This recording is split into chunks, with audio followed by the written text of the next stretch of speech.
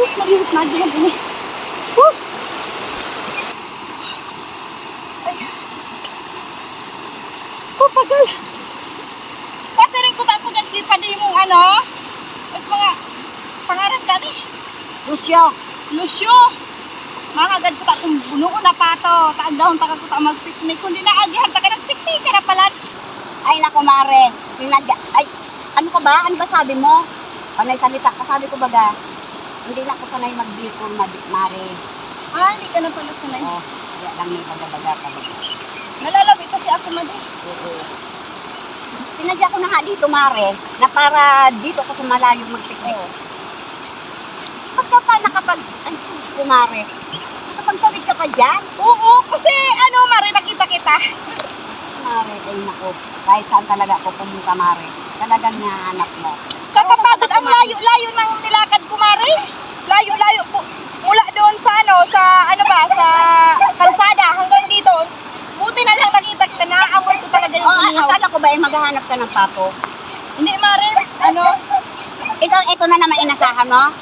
Wala ka naman kasama dyan eh. Ay, Diyos ko, Mare. Ay, talaga. Mari, tutong na. Nakita ko kayo ng kunti. Tutong na, Mari. Talaga. A few moments later.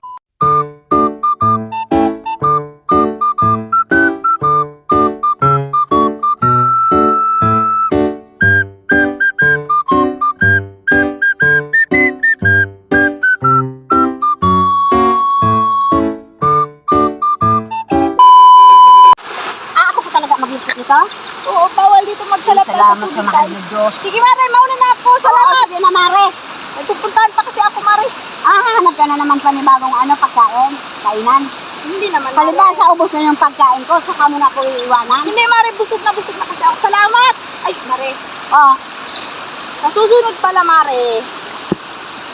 Payo lang to, Mare. Huwag ka magalit, ha. Ano lang to? Advice, kumbaga. Hindi sa panlalait, Mare.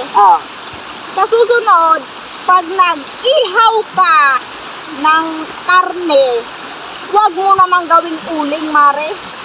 Ang pait-pait, sunog na sunog.